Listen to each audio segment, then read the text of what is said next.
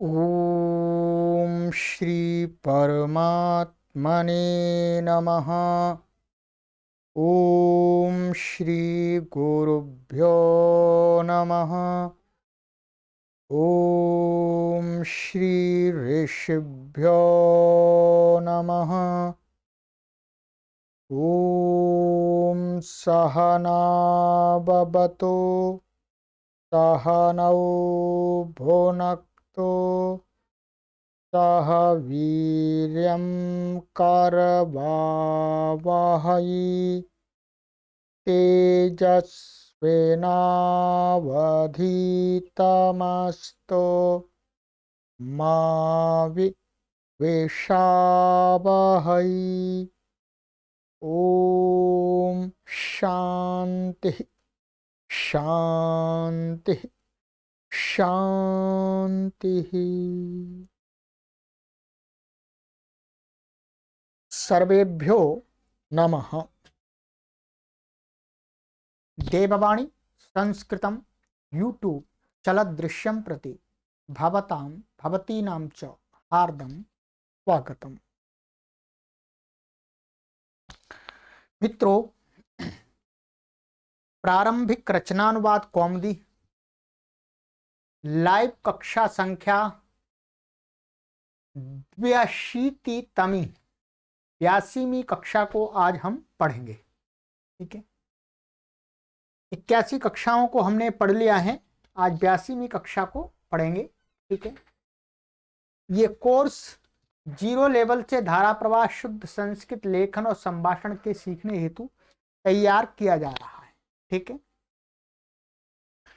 और आपको कोई कठिनाई होती है मित्रों, तो ये व्हाट्सएप नंबर दिए गए हैं, इन पर आप संपर्क करके अपनी समस्या का समाधान कर सकते हैं।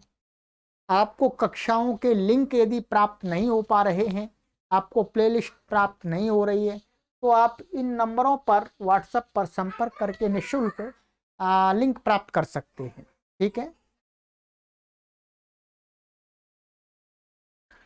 और मित्रों ये निःशुल्क अभियान है, आपसे कोई शुल्क आदि नहीं लिया जाता है, परंतु आपसे विनम्र निवेदन भी किया जाता है कि आप जो भी परमात्मा ने आपको सामर्थ्य दिया है, उस सामर्थ्य के अनुसार इस अभियान में आप अपना आर्थिक सहयोग देते रहें, क्योंकि इस अभियान को संचालित करने के लिए धन व्यय होता है और उस धन का स्रोत हैं आप सभी हमारे पाठक। कोई हमें अलग से सरकार से अथवा किसी संस्थान से कोई हमको सहयोग नहीं मिलता है, आप सभी मिलकर के ही इस अभियान को चलाते हैं मित्रों। तो आपसे निवेदन किया जाता है कि आप इस अभियान के मासिक सदस्य बने। ठीक है, प्रति माह आपसे जो भी बन पड़े अपने सामर्थ्य के अनुसार वो आप इस अभियान में दीजिएगा। आपसे 100 रुपये बन पड़ सकते हैं, 100 रुपये दीजिएगा। आपसे 501 रुपया बनता है, 501 रुपया दीजिएगा। आप 1100 रुपये मासिक के सदस्य बनिएगा, आप 2100 रुपये मासिक के सदस्य बनिएगा। आपका जैसे जैसे सहयोग हमको मिलता जाएगा वैसे ही ये कार्य विस्तार रूप को प्राप्त होता चला जाएगा। हमारा उद्देश्य है आपका जो भी सहयोग वो इस संस्कृत माता के प्रचार प्रसार में लगाना और इसके आकार को विस्तार देना, इसको स्थायित्व प्रदान करना, जिससे हजारों वर्ष तक ये संस्थान ऑनलाइन माध्यम से संस्कृत भाषा का प्रचार प्रसार कर सके। ये अकाउंट नंबर दिया गया है, वर्तमान में सारी गतिविधियां इसी से संचालित हो रही हैं। ठीक है, और आपकी सुविधा के लिए आप यहाँ पर स्कैन करके भी अपना सहयोग हमें प्रदान कीजिएगा। ये स्कैन है, स्कैन कोड है, इसको आप अभी वीडियो के ऊपर से करके कभी भी अपने अनुसार जब भी आप पढ़ें और आप प्रति माह एक बार अवश्य कीजिएगा। ठीक है, कभी जन्मदिन आता है आपका अथवा और भी कुछ पर्व आते हैं, उन पर्वों पर भी सहयोग करते रहिएगा। ठीक है, चलिएगा मित्रों, तो अब हम चलते हैं अपने अभ्यास की तरफ। 16वां अभ्यास हम पढ़ रहे थे मित्रों। ठीक है, ये 16वां अभ्यास हमने पढ़ा था, इसका शब्दकोश मैंने आपको पढ़ा दिया है। ठीक है,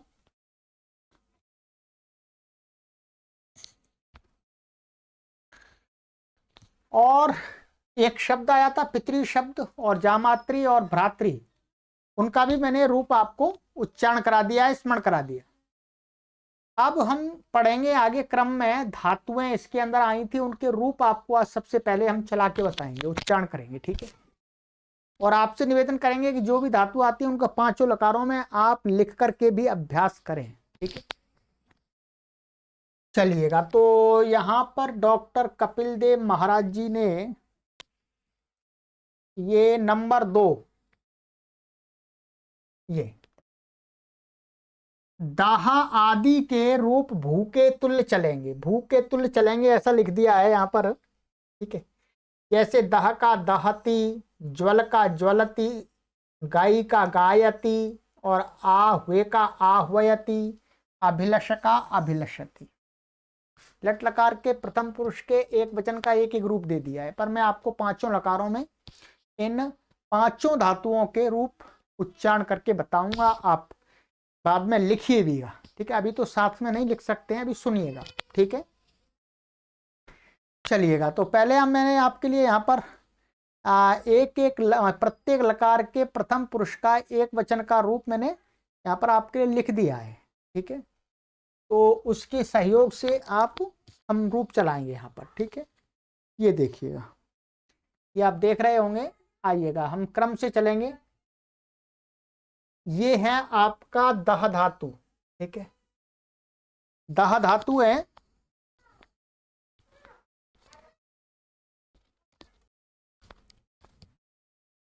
चलिएगा। तो ये लट लकार का है, ये लोट का है, ये लंग का है, ये विदिलिंग का है, ये लृट का है, ठीक है। चलिएगा, लट दह, दहती, दहतः, दहंती, दाहसी, दाहथः, दाहथ, दाहामि, दाहावः, दाहामः। लोट दाहतु, दाहताम, दाहन्तु, दाह, दाहतम, दाहत, दाहानि, दाहाव, दाहाम। लंग आदाहत, आदाहताम, आदाहन, आदाहः, आदाहतम, आदाहत, आदाहम, आदाहाव, आदाहावम, ठीक है। और विदलिंग दहेत, दहेताम, दहेयुः, दहेह, दहेतम, दहेत, दहेयम, दहेव, दहेम। भू के समान है, भवेयम वैसे दहेयम, भवेवा दहेव, भवेमा दहेम, ठीक है। और लृट लकार में क्या बनता है, इसका अलग बनता है पूरा। इसको देख ले, ये क्या है, धक्ष्यति, ये धा है, धा, धक्ष्यति, ठीक है। ये जो कक्षा वाला कश मिलके जो संयुक्त वर्ण है वो है धक्ष्यति, ध्यान देंगे, अलग है। धक्ष्यति मानी जलाएगा, तो धक्ष्यति, धक्ष्यतः, धक्ष्यन्ति, धक्ष्यसि, धक्ष्यथः, धक्ष्यथ, धक्ष्यामि, धक्ष्यावः, धक्ष्यामः, ठीक है। ये हो गया आपका दह धातु के पांचों लकारों का रूप। अब आपको लिख लीजिएगा बाद में ध्यान से, ठीक है। ज्वल, लट, ज्वलति, ज्वलतः, ज्वलन्ति, ज्वालसि, ज्वालथः, ज्वालाथ, ज्वालामि, ज्वालावः, ज्वलामः। लोट, ज्वलतु, ज्वलताम, ज्वलन्तु, ज्वाला, ज्वालतम, ज्वालात, ज्वालानि, ज्वालाव, ज्वालाम। लंग लकार अज्वलत, अज्वलताम, अज्वलन, अज्वलः, अज्वलतम, अज्वलत, अज्वलम, अज्वलाव, अज्वलाम। विधिलिंग ज्वलेत, ज्वलेताम, ज्वलेयुः, ज्वलेः, ज्वलेतम, ज्वलेत, ज्वलेयम, ज्वलेम, ज्वले, ज्वलेव, ज्वलेम। फिर दोबारा सुनिएगा। ज्वलेत, ज्वलेताम, ज्वलेयुः, ज्वलेः, ज्वलेतम, ज्वलेत, ज्वलेयम, ज्वलेव, ज्वलेम। ठीक है, मैं दोबारा रिपीट कर दिया। लृट लकार में इसका बनता है ज्वालिष्यति, सरल है। ज्वालिष्यति, ज्वालिष्यतः, ज्वालिष्यन्ति, ज्वालिष्यसि, ज्वालिष्यथः, ज्वालिष्यथ, ज्वालिष्यामि, ज्वालिष्यावः, ज्वालिष्यामः। ठीक है, चलिएगा। गई, गई को क्या हो जाता है? गायति। ठीक है, तो संक्षिप्त प्रत्यय तो आपको पहले बता ही दिए हैं।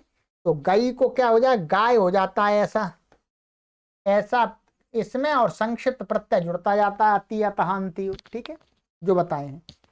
चलिए, गायति, गायतः, गायन्ति, गायसि, गायथः, गायथ, गायामि, गायावः, गायामः। लोट लकारः गायतु, गायताम, गायन्तु, गाय, गायतम, गायत, गायत, गायानि, गायाव, गायाम। ठीक है, लोट लकार में क्या बनेगा इसका जी? ऐसा बनेगा गाय। अब ये मत कहिएगा कि हिंदी का गाय इसी से आ गया, ये रूप है। ठीक है, गाय हिंदी का जो गाय शब्द है वो अलग है, ये गाय अलग है। ठीक है, गाय का अर्थ है गाओ।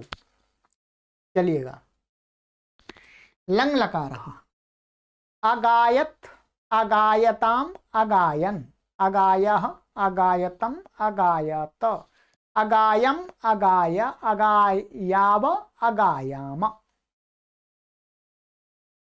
विधिलिंग गायेत, गायेताम, गायेयुः, गायेः, गायेतम, गायेत, गायेयम, गायेव, गायेम।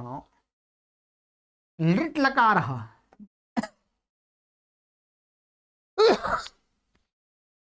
गास्यति, गास्यतः, गास्यन्ति, गास्यसि, गास्यथः, गास्यथ, गास्यामि, गास्यावः, गास्यामः। 3 धातु हो गई, दाहा, ज्वाला, गाई, 3 हो गई। 2 और बची हैं, सबके रूप उच्चारण कराएंगे। चलिए, चिंता मत कीजिएगा। कहीं पर भी किसी भी क्लास में मित्रों आपको इस प्रकार से अध्यापक सभी रूपों का उच्चारण नहीं करा सकते, नहीं कराते हैं।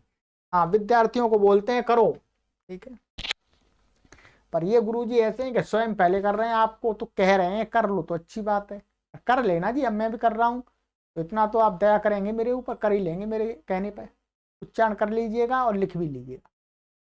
आइएगा, आ हुए, बुलाना, आंग पूरा हुआ है।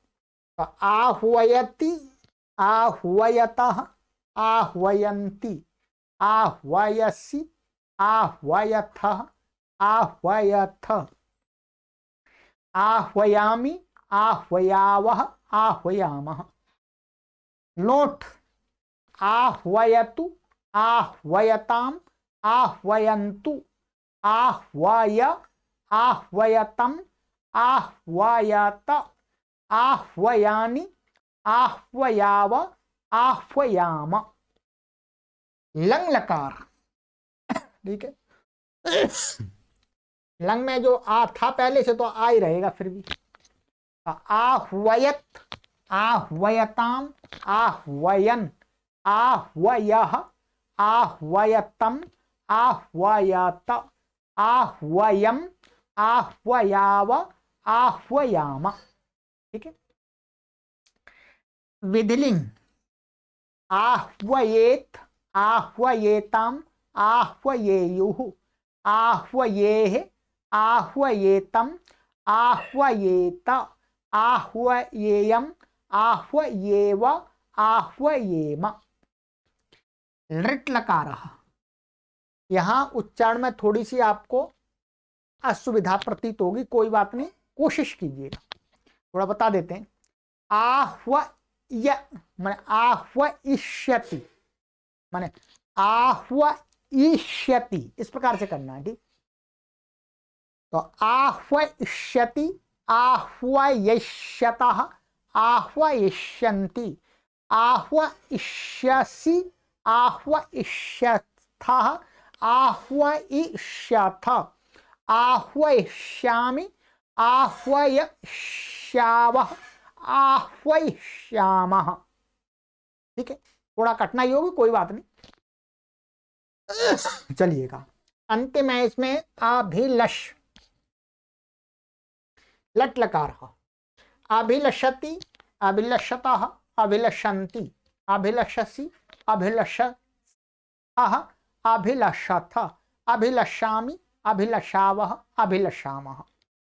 लोट लकार, अभिलषतु, अभिलषताम्, अभिलषन्तु, अभिलषत, अभिलष, अभिलषतम्, अभिलषत, अभिलषानि, अभिलषाणि, ऐसा होगा, ठीक है।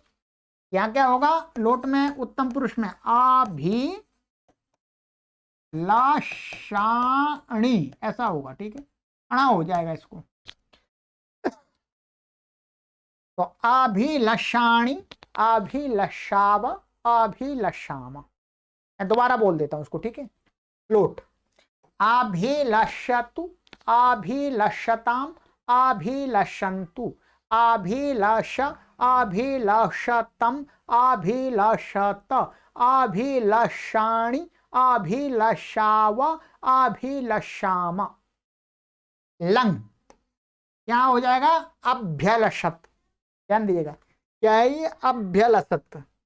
तो अभ्यलषत, अभ्यलषताम्, अभ्यलषन्, अभ्यलषः, अभ्यलषतम्, अभ्यलषत, अभ्यलषम्, अभ्यलषाव, अभ्यलषाम। आइएगा विधिलिंग, अभ्यलषेत, अभ्यलषेताम्, अभ्यलषेयुः, अभ्यलषेः, अभ्यलषेतम्, अभ्यलषेत, अभ्यलषेयम्, अभ्यलषेव, अभ्यलषेम।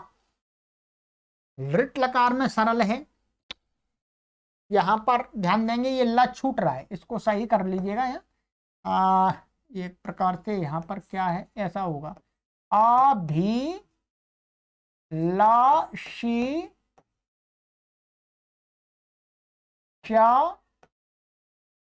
ठीक है। यहाँ ल छूट रहा है, वैसे बस ल यहाँ लगा लेंगे तो ये भी सही हो जाएगा, यहाँ लिखने में छूट गया, ठीक है।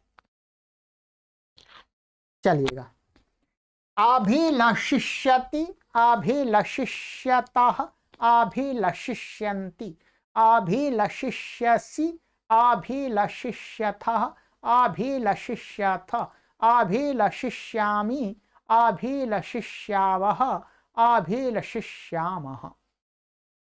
ये आपको मैंने पांचों धातुओं के रूपों का उच्चारण करा दिया है मित्रों। अब आपको कोई कठिनाई नहीं होनी चाहिए। ये किसी पुस्तक में आपको लिखे हुए नहीं मिलेंगे, सभी धातुओं के रूप, हर धातु के रूप ऐसे नहीं लिखते कहीं पर भी, ठीक है। मैं इसीलिए आपको सुविधा के लिए पढ़ा रहा हूं। चलिएगा, ये हो गया मित्रों, तो इनको लिख भी लीजिएगा कृपा करके, ठीक है। चलिए, ये कार्य आपका हुआ।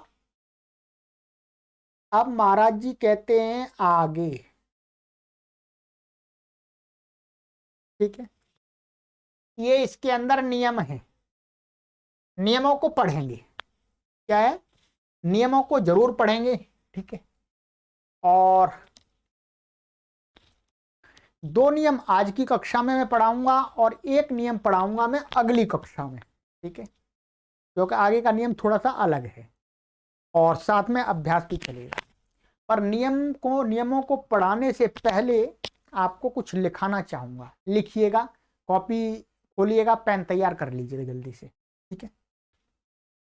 फिर नियम पढ़ेंगे, क्योंकि अंत में नियम पढ़ेंगे, ठीक है। ये कुछ शब्द हैं आपके लिए आज, खाद्य पदार्थ। पिछली कक्षा में हमने क्या है पाकशाला संबंधी शब्दों को रखा था।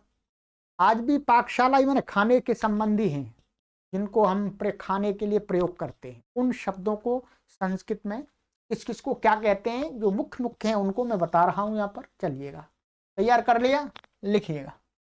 खाद्य पदार्थ है, खाद्य पदार्थों वाले शब्द।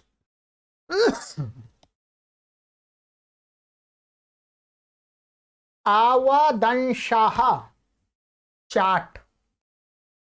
चाट खाते हैं आप लोग बाजार में जाकर के, पैसे भी देते हैं। अवदंशाह, अव चाट को अवदंशा बोलते हैं।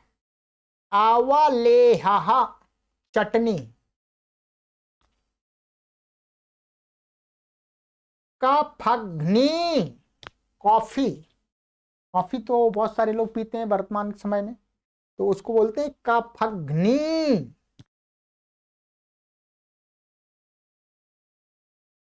चाय, चाय को बोलते हैं कामरूपिका। ठीक है, क्या बोलते हैं, कामरूपिका। और चायम भी बोलते हैं इसको, यहाँ चायम, चायम भी, चाय को चायम भी बोलते हैं। दो शब्द हैं, कामरूपिका भी कह सकते हैं और चायम भी कह सकते हैं। ठीक है। किलाटाहा, मावा, खोआ बोलते हैं जो दूध का बनाते हैं, तो किलाटाहा, मावा। कृषरा, खिचड़ी, खिचड़ी खाते हैं। कृषरा। अच्छा, ये आपको सॉरी ये नहीं दिख रहा है, मैं दिखा रहा हूं। कृषरा, कृषरा माने खिचड़ी।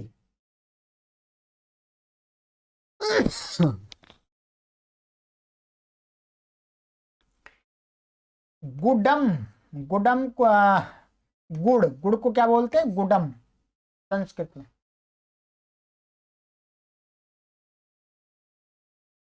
टॉफी, बच्चों के लिए टॉफी होती है, उसको बोलते हैं गुल्याहा,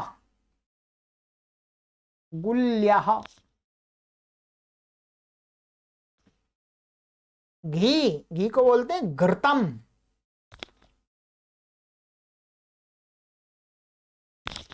चॉकलेट, चॉकलेट को चापलेपम।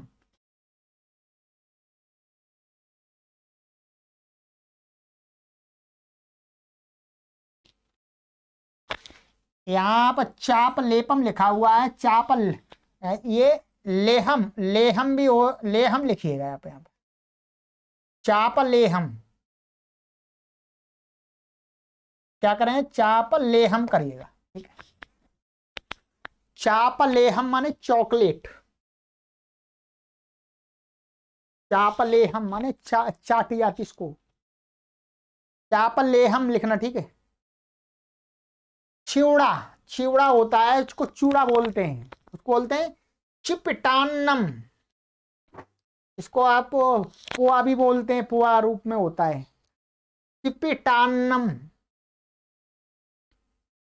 अच्छा, ये दिख नहीं रहा आपको, कोई बात नहीं, लीजिएगा।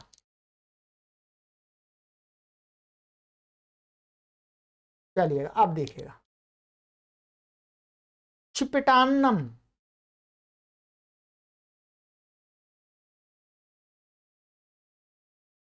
तक्रम, छाछ, मट्ठा होता है, लस्सी होती है, उसको छाछ बोलते हैं, तो संस्कृत में बोलते हैं तक्रम। कढ़ी, कढ़ी माने जो बेसन बनाते हैं, कढ़ी, उसको बोलते हैं तेमनम।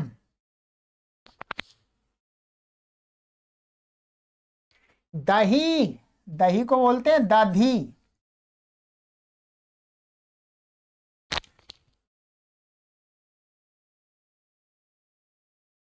दाधी वटकाह, दही बड़ा, दही बड़ा को बोलते हैं दाधी वटकाह।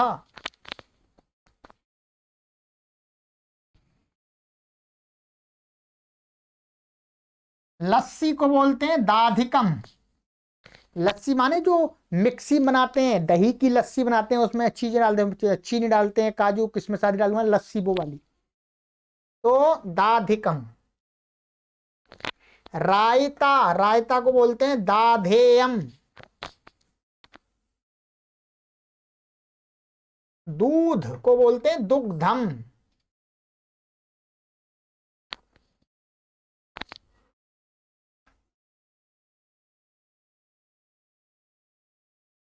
नवनीतम मक्खन, तो मक्खन बटर बोलते हैं इसको, आप उसको बोलते हैं संस्कृत में नवनीतम। पकौड़ा पकौड़ा, पकौड़ा को बोलते हैं पक्वटः, इक्का हलंत पक्वटः।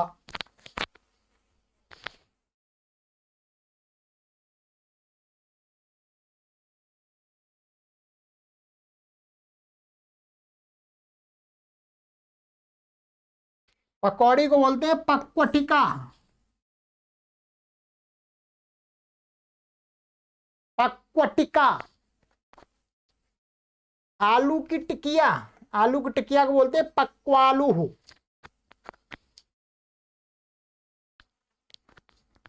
पक्वालू। चलिएगा, आनंद आ गया। पपड़ी, पपड़ी होती है परपटी, पपड़ी होती है, पपड़ी उसको ऐसा थोड़ा कठोर होती है पपड़ी, तो परपटी। आइसक्रीम, आइसक्रीम को पयोडियम, पयोडियम।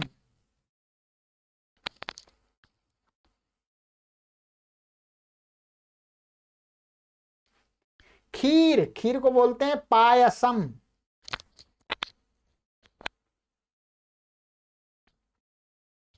बिस्कुट, बिस्कुट को बोलते हैं पिष्टकः।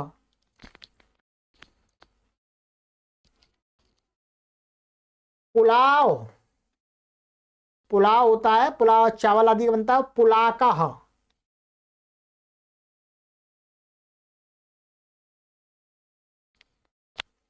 पराठा अथवा मालपुआ, मालपुआ प्राचीन काल में बनाते थे, आज भी आजकल भी बनाते हैं गांवों में, उसको बोलते हैं पूपिका।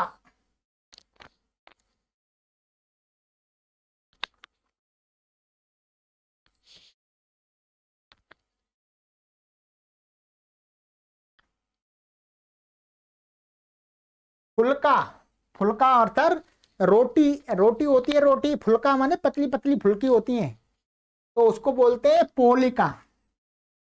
आप उसको रोटिका भी बोल सकते हैं, रोटिका भी संस्कृत का ही शब्द है, ये रोटिका। ठीक है, रोटिका शब्द क्या है, संस्कृत का ही है। पोलिका कह दीजिएगा, रोटिका कह दीजिएगा, ठीक है, एक ही बात है। आगे है आपका भारित्रम, ये भा है, भा। भारित्रम माने भरता बोलते हैं, भरता, जो बैंगन आदि का भरता होता है ना, उसको भूरता लिखा हुआ है, भरता है वास्तव में, भरता, कहीं भूरता भी बोलते हैं उसको, ठीक है। तो उसको संस्कृत में बोलते हैं भारित्रम।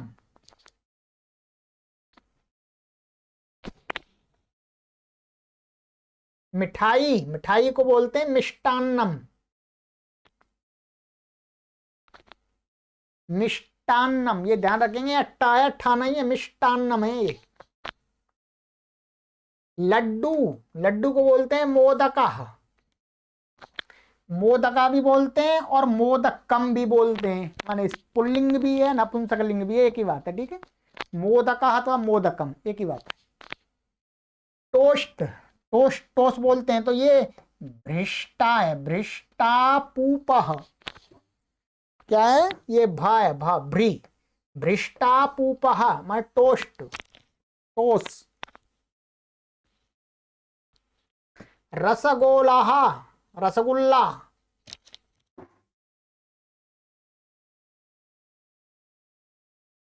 लवणान्नम,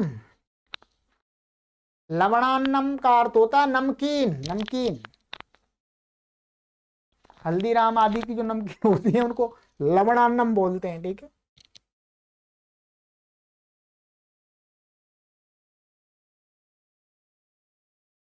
वाताशः, बतासा, बतासे होते हैं, बतासे मीठे, उसको संस्कृत में बोलते हैं वाताशा, वो इसे इसी का अपभ्रंश है बतासा। पेस्ट्री, पेस्ट्री बोले पिष्टान्नम।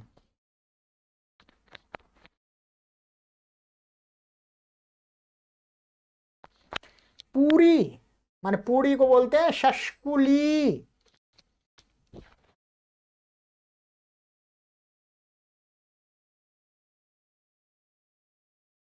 मलाई, मलाई को बोलते हैं संतानिका।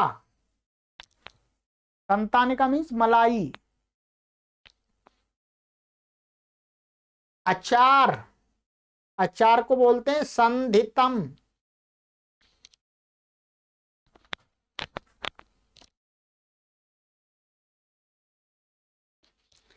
सपीती, चाय पार्टी। चाय पार्टी, टी पार्टी बोलते हैं तो उसको बोलते हैं संस्कृत में सपीती।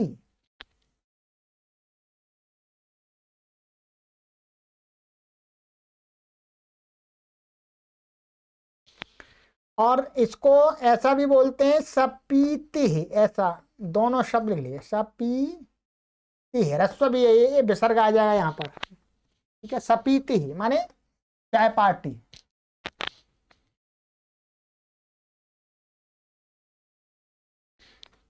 और आगे थोड़े से शब्द और हैं। समोसा, समोसा।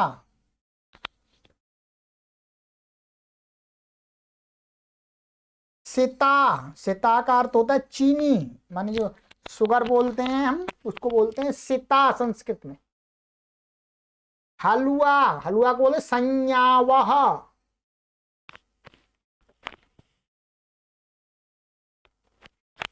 बर्फी, आहा मजा आ गया, आनंद आ गया।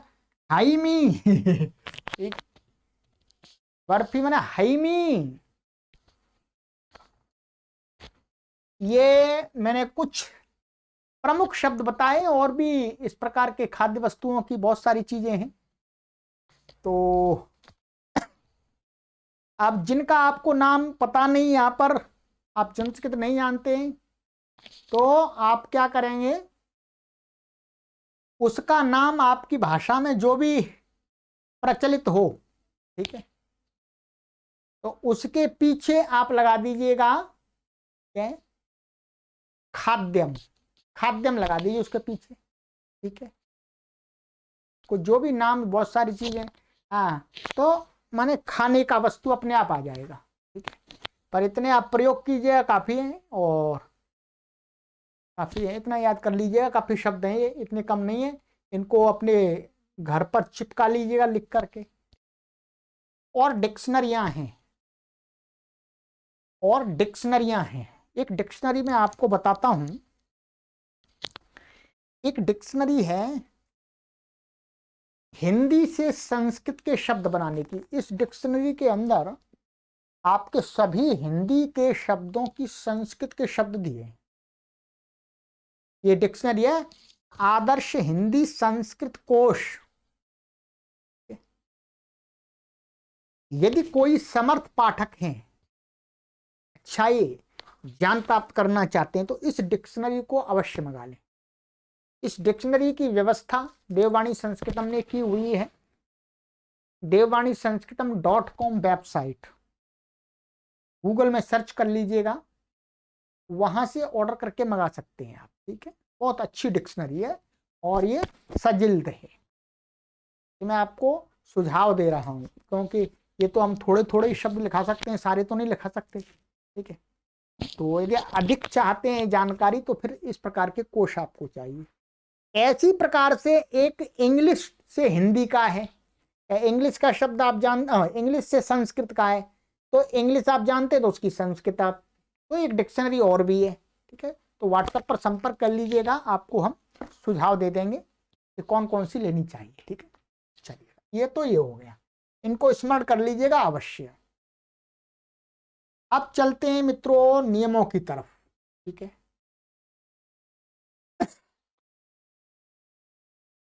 आइएगा, नियम पढ़ते हैं। इस अभ्यास में अब सप्तमी के नियम आरंभ हो रहे हैं। षष्ठी का पढ़ लिया, ठीक है। अब सप्तमी कहाँ कहाँ होती है, ये दो अभ्यास बताएंगे। नियम 46, षट्चत्वारिंशत्तमः नियम, स्टार वाला नियम है। अधिकरण कारक में सप्तमी होती है। जो अधिकरण कारक होता है, अधिकरण कारक क्या होता है इसको समझ लीजिएगा। माने क्रिया, क्रिया जहां पर होती है, क्रिया का जो आधार, इसका क्रिया का जो वाक्य में क्रिया का जो आधार होता है, माने क्रिया कर्ता या कर्म के अंदर होती है। माने क्रिया कहां होती है, कर्ता और कर्म के माध्यम से होती है। और वो कर्ता और कर्म जहां पर स्थित होकर के क्रिया को करते हैं, तो जो आधार होता है, माने हम मोटे रूप में ये कह सकते हैं अभी आपको प्रारंभिक अवस्था में कि क्रिया जहां पर होती है, जिस देश में, जिस काल में, जिस स्थिति में, वो उस क्रिया का आधार होता है। ये मोटरसाइकिल है, वो आधार होता है। और उसी आधार को संस्कृत भाषा में क्या कहते हैं, व्याकरण में, ग्रामर में, अधिकरण। वही क्रिया का जो आधार होता है वही क्या होता है, अधिकरण कारक। और जो अधिकरण कारक वाची शब्द होता है उसमें कौन सी विभक्ति प्रयोग करते हैं, बोलो, सप्तमी। जैसे विद्यालय में पढ़ता है, पढ़ना क्रिया कहां पर हो रही है, बोलो, पढ़ना क्रिया कौन करता है, बालक, छात्र। परंतु वो छात्र पढ़ना क्रिया को कहां कर रहा है, स्कूल में, विद्यालय में। तो यहां पर विद्यालय क्या हो गया, बोलो, आधार क्रिया का, पढ़ना क्रिया का आधार क्या हो गया, विद्यालय। और विद्यालय आधार हो गया, तो आधार को ही व्याकरण में क्या बोलते हैं, अधिकरण। और जो अधिकरणवाची शब्द होता है, अधिकरण को कहने वाला यहां पर क्या है, विद्यालय। तो विद्यालय में सप्तमी व्यक्ति का रूप प्रयोग करना चाहिए। एक विद्यालय तो एक वचन, दो है द्विवचन, बहुत है तो बहुत वचन।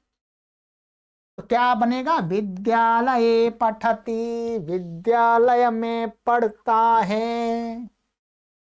गृहे वस्त्राणि सन्ति, देखिएगा, घर में वस्त्र हैं, इसका ये अर्थ है।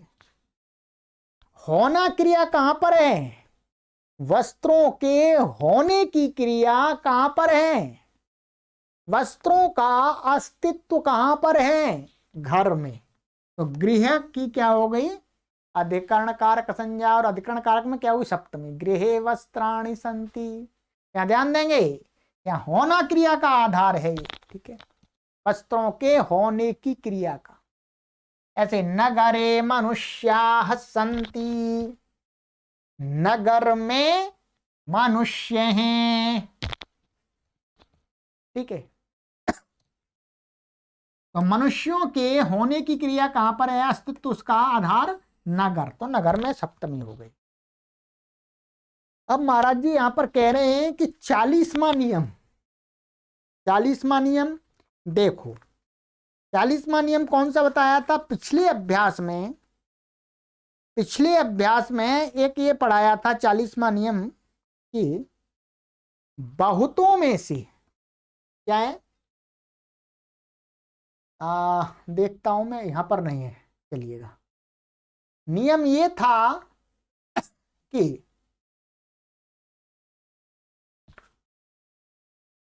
चालीसवां, बहुतों में से एक को छांटने के अर्थ में जिससे छांटा जाए उसमें षष्ठी या सप्तमी होती है। तो सप्तमी का यहाँ विषय चल रहा है, तो स्मरण करा रहे हैं कि पीछे सप्तमी बताई थी, अर्थात सप्तमी और कहाँ होती है, ये भी हमें नियम देखना चाहिए। एक तो देख लिया हमने आधार वाला, अधिकरण वाला, अधिकरण में तो सप्तमी होती है। दूसरी जगह कहाँ होती है, कहते हैं जब बहुतों में से किसी एक को छांटा जाए, तो जिसमें से छांटा जाता है तदवाची शब्द में सप्तमी होती, ये नियम ये कहता है। तो यहां पर भी हमको ध्यान रखना होगा।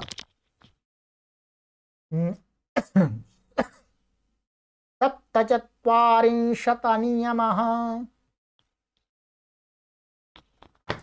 चलिएगा, आइएगा मित्रों,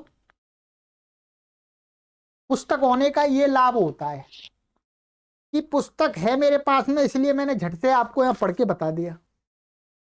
और यदि आपके पास पुस्तक नहीं है फिर आपको वीडियो देखनी पड़ेगी पीछे।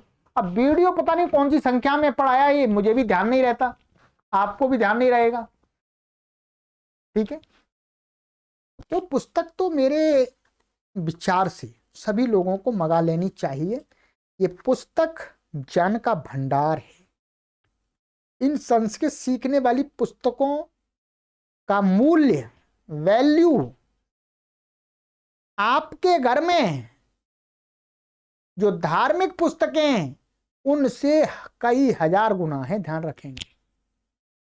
गीता से हजार गुनी वैल्यू इस पुस्तक की है, संस्कृत सिखाने वाली पुस्तकों की, क्योंकि संस्कृत को सीखेंगे तभी गीता समझ में आएगी आपको। तो इसलिए मैं सभी से निवेदन करता हूं कि आप सभी लोग इस पुस्तक को अवश्य मंगा लें। पढ़ा मैं रहा हूं, आपको कोई कठिनाई नहीं। चलिएगा, ये पुस्तक मेरा कोई पब्लिकेशन नहीं है, ये पब्लिकेशन वालों से तो मेरी कभी बात भी नहीं हुई है, पर आप इस पुस्तक को कहीं से भी ले सकते हैं, देववाणी संस्कृतम से भी मंगा सकते हैं, ठीक है। इसलिए कभी ऐसा ना सोचे कि गुरुजी पुस्तक बेच रहे हैं। मैं इन पुस्तकों का प्रचार नहीं कर रहा, मैं आपको संस्कृत से जोड़ने के लिए ये बता रहा हूं बस, और मेरा कोई भी इसमें पर्पस नहीं है, ठीक है। आप इस छोटी सी पुस्तक को मित्रों मंगाएंगे, बताइएगा। और इस पुस्तक का इतना मूल्य कम रखा गया है 156 पेज की पुस्तक है। चलो थोड़ी बात ही कर लेते हैं 2 मिनट, ठीक है। 156 पेज की पुस्तक है, और यदि आप इसी इतनी मोटी पुस्तक कोई इंग्लिश की, गणित की, मैथ साइंस की खरीदेंगे तो इसके जो मूल्य है इस पुस्तक का उससे कई गुने मूल्य में आएगी, कई गुने मूल्य में आएगी। और वो 1 वर्ष बाद बेकार है आपकी, क्योंकि सिलेबस बदलता रहता है। 1 नहीं 2 3 4 5 वर्ष बाद वो बदल जाएगी, पर ये नहीं बदलेगी, ये शाश्वत है, ये नियम शाश्वत है। ये 1000 साल बाद भी ऐसे ही रहेंगे नियम संस्कृत के। ये पुस्तक 1000 साल बाद भी ऐसे ही पढ़ाएगी आराम से। अब बताइएगा, ये है कीमती पुस्तक नहीं है? मंगानी चाहिए आपको, नहीं मंगानी चाहिए? कमेंट जरूर करके बताइएगा, हाँ पुस्तक होनी चाहिए कि नहीं होनी चाहिए। बहुत ही कम मूल्य मित्रों, बहुत ही कम, ठीक है।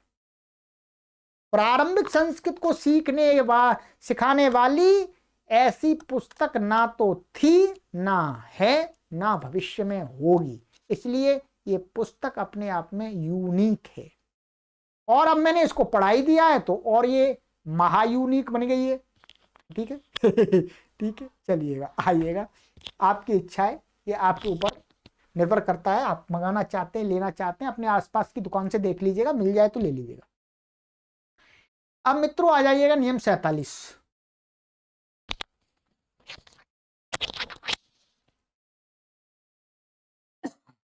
विषय में माने हम बोलते हैं राम के विषय में, मेरे विषय में, तुम्हारे विषय में, आपके विषय में, संस्कृत के विषय में, प्रधानमंत्री के विषय में, भारत देश के विषय में, जनता के विषय में। तो विषय में अथवा बारे में, विषय में बारे में एक ही बात है। अर्थ में माने इस प्रकार में, माने हिंदी के वाक्यों में जिन शब्दों के पीछे विषय में अथवा बारे में लग रहा हो,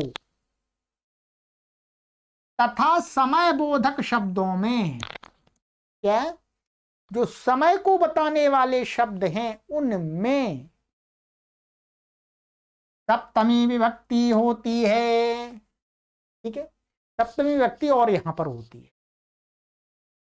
जैसे मोक्ष के बारे में इच्छा है, ठीक है, तो क्या अर्थ होगा मोक्ष के बारे में, माने मोक्ष के विषय में। तो मोक्षे इच्छा अस्ति, तो मोक्षे में सप्तमी हो गई। धर्म के विषय में अभिलाषा है, धर्मे अभिलाषा अस्ति। संस्कृत में ये अभिलाषा शब्द भी है और इस अभिलाषा का पर्यायवाची शब्द एक अभिलाषा भी है। ठीक है, ये राम के समान चले, पुल्लिंग है ये। ठीक है, तो धर्मे अभिलाषा अस्ति में धर्म के विषय में अभिलाषा है, इच्छा है। ये तो हो गया बारे और विषय की बात। वह वह प्रातः काल यहां आता है। प्रातः काल शब्द कैसा है? समय बोधक है, समय बोधक है प्रातः काल। तो क्या बनेगा? सा प्रातः काले प्रातः वा आगच्छति। ये तो अव्यय, देखिए इसमें तो कोई विभक्ति की बात नहीं है, ये शब्द रूप शब्द है, तो इसमें सप्तमी लगा दी। समय बोधक होने के बाद प्रातः काल में आता है, सुबह आता है। अथवा ऐसे लिख दीजिएगा अव्यय लगा करके, सा मध्याह्ने कार्यम करोति। तो यहाँ मध्याह्न ये समय बोधक हो गया। सा सायंकाले कार्यम करोति, अथवा सायं कार्यम करोति, कुछ भी कर दिया तो ये तो अव्यय, अव्यय में तो कुछ नहीं होगा। इसमें सायंकाले में क्या हो जाएगी? सप्तमी हो गई।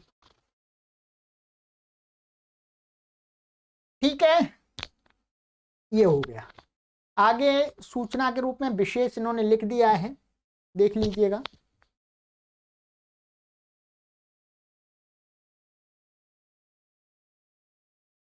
प्रातः सायं नक्तम के रूप नहीं चलते हैं क्योंकि ये अव्यय है। ठीक है, प्रातः काल आदि के रूप चलेंगे, प्रातः काल, सायंकाल, इनके रूप चलेंगे। बस इतना ही ध्यान रखना है। ठीक है, चलिएगा।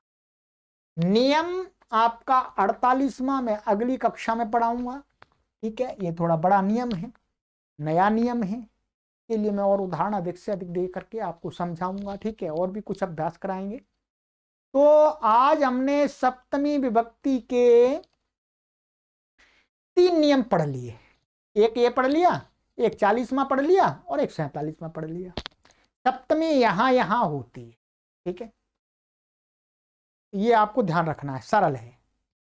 और जो हमने टेबल आपको बताया था उसको आप बार बार देखते रहिएगा। इसको अभ्यास 4 में जो टेबल आया था, अभ्यास 4 में, उस टेबल को बार बार देखते रहिएगा। मैं भी आपको बीच बीच में दिखाता ही रहता हूं टेबल को।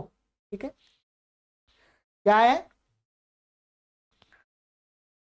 यहां पर? कारक चिन्ह मन से हिंदी के हैं, जिन शब्दों के पीछे ये लगते हों और जिन शब्दों के आगे ये लगते हों, ये विभक्तियों के निर्देश हैं। तो वो क्या होता है? वाक्य का कर्ता होता है, और कर्ता में कौन सी विभक्ति होती है? प्रथमा होती है। माने हिंदी के वाक्य में जिस शब्द के पीछे कुछ ना लग रहा हो अथवा ने लग रहा हो, तो मानिएगा उसमें वो कर्ता होता है, कर्ता में प्रथमा कर दीजिएगा अधिकतर। इसी प्रकार से जिसके पीछे को लगता है तो वो कर्म हो जाता है, कर्म में द्वितीय विभक्ति होती है। जिसके पीछे ने से द्वारा लगता है वो कर्ण होता है, कर्ण में तृतीय हो जाती है। इसके पीछे के लिए लगता है वो संप्रदान हो जाता है, संप्रदान में चतुर्थी विभक्ति होती है। और जिसके पीछे से लगता है वो अपादान होता है, अपादान में पंचमी विभक्ति हो जाती है। और जिसके पीछे का के की लगता है वो संबंध होता है, संबंध में षष्ठी हो जाती है।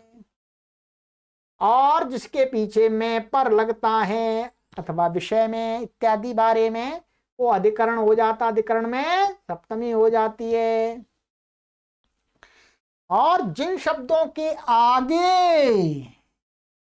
हे अये भो ये आगे लगते हैं, आगे लगता है वो संबोधनवाची शब्द होते हैं, संबोधन में संबोधन विभक्ति होती है। इस टेबल को अच्छी प्रकार से याद करते रखिएगा, बुद्धि में याद ही हो गया, कई बार तो मैंने बता दिया आपको। याद कर पढ़ाते पढ़ाते मुझको और अच्छा पक्का याद हो गया है, मैं भूलता ही नहीं इसको। ठीक है, चलिएगा, तो आगे की कक्षा में मिलते हैं मित्रों। जो शब्द हम आप लिखा रहे हैं, आपको व्यावहारिक शब्द उनको जरूर एक कॉपी पर लिखते रहिएगा, क्योंकि ये किसी एक पुस्तक में आपको मिलने वाले नहीं हैं। ठीक है, मैं भिन्न भिन्न पुस्तकों से जहाँ जहाँ कहीं से मिल जाते हैं तो आपके लिए यहाँ लिखा देता हूँ। ये एक पुस्तक में नहीं है, ये समस्या है। एक पुस्तक में हो तो मैं झट से कोर्स बना दूँ। ठीक है, ऐसी कोई डिक्शनरी अलग से नहीं है कि जिसमें व्यावहारिक शब्द क्रम से दिए हुए। किसी पुस्तक में थोड़ा उसमें दे दिया, थोड़ा उसमें दे दिया, थोड़ा उसमें दे दिया। अब मैं चाहता हूँ इसमें सारा कुछ ला के रख दूँ आपके लिए। ठीक। चलिएगा, तो आगे की कक्षा में मिलते हैं। अपना सहयोग निरंतर देते रहिएगा मित्रों, आपसे मेरा निवेदन है। और अंत में ये भी निवेदन करूंगा कि इस संस्कृत माता की पुस्तक को आप अपने घर में अवश्य मंगा के रखिएगा, जिससे आप इससे संस्कृत भाषा को पढ़ करके संस्कृत माता से जुड़ जाएं, और संस्कृत माता से जुड़ करके आप सत्य सनातन वैदिक धर्म के साथ अपना और अपनी भावी हजारों पीढ़ियों का अटूट संबंध स्थापित कर ले। इसलिए इस छोटी सी पुस्तक को, अधिक पैसा नहीं है, बहुत पैसे आप व्यय करते हैं, थोड़े से पैसे संस्कृत माता की पुस्तक के लिए कर लीजिए। आप पुस्तक प्राप्त करने के लिंक मैंने दे दिया है। सबसे पहले तो आपको यही निवेदन करता हूं कि आप अपने आसपास की दुकानों पर देख लीजिएगा, तो आप वहां से ले लीजिए। वहां नहीं मिलती है तब आप हमसे संपर्क कर सकते हैं, अन्यथा और किसी से भी संपर्क कर सकते हैं। ये पुस्तक बहुत जगह मिलती है, बहुत जगह, कहीं से भी ले सकते हैं। हम तो आपको, आप हमारे पाठक हैं, दर्शक हैं, इसलिए हम आपके साथ में अपनी बातों को शेयर करते हैं। सर्वेभ्यो नमः।